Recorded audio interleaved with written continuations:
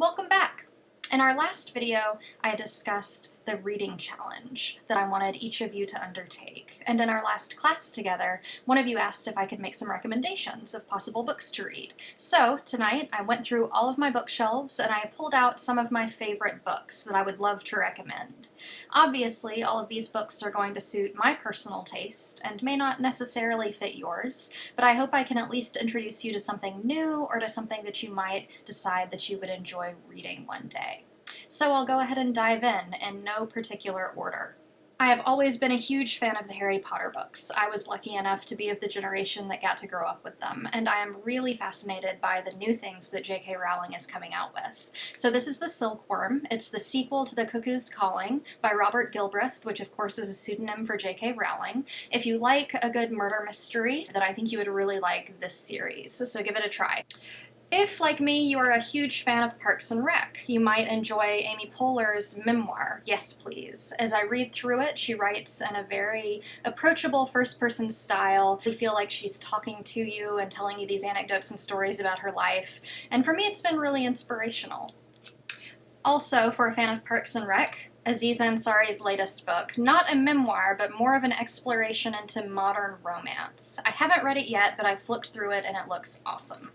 This is a book that was recommended to me by one of my colleagues, and it's really wonderful. It's called The Night Circus. It's about a traveling circus that appears and disappears. The vibe of unexpectedness and sort of the ambiance and magic of the location sort of comes through in this. And so if you like that, you might be interested in this book.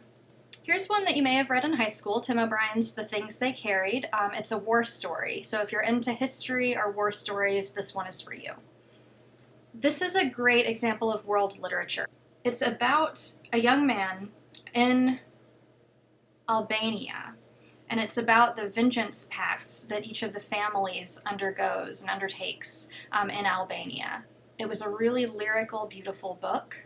So again, if you're interested in not necessarily a war narrative, but a narrative of blood and vengeance, this might be for you. If you're into American literature, this one is for you, Frank Norris's The Pit. It's a really interesting look into turn-of-the-century Chicago, and it talks about playing the market and wheat investments, which is actually a lot more exciting than you might think. Now, all of you Jane Austen fans out there, if you've already worked your way through all of the Austen novels, you need to go next to Elizabeth Gaskell's North and South. If you have doubts, watch the 4-part episodes on Netflix. Richard Armitage will change your mind. Here's a piece of American lit that the fans of short stories might like a little bit better. It's called Main Traveled Roads, and it's a series of short stories about life in sort of the early 1900s in America.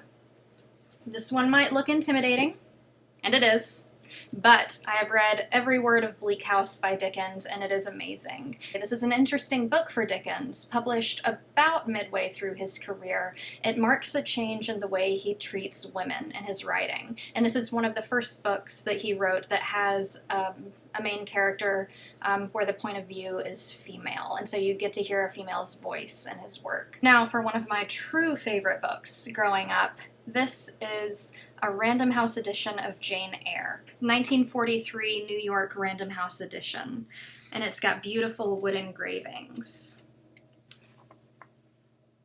And this is as Jane is in the Red Room. This is a collection of letters, and the idea or the theme that draws them together is that they're letters that were written and never sent. So the title is P.S. What I Didn't Say.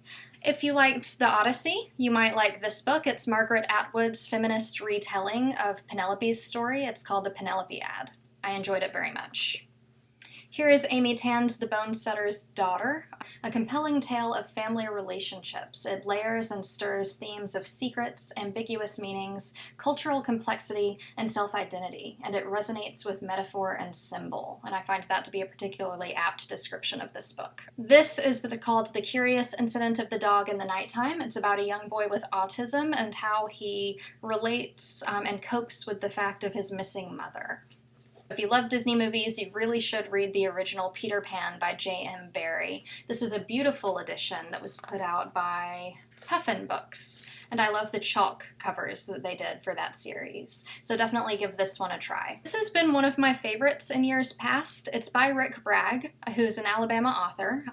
He's most famous for his book All Over But the Shouting, and that was really good. I also enjoyed The Prince of Frogtown, which he wrote, and he has also done a collection of newspaper articles that he's written over the years, and the writing in each of them is impeccable and just resonates with Southern lyricism. But Ava's Man is by far my favorite. It's almost as if this book that he wrote about his grandfather is the story of my family and my grandfather. Not exactly in details, but in tone and ambiance and location, because our families are from the same place. So I think you will really enjoy this if you like modern Southern authors.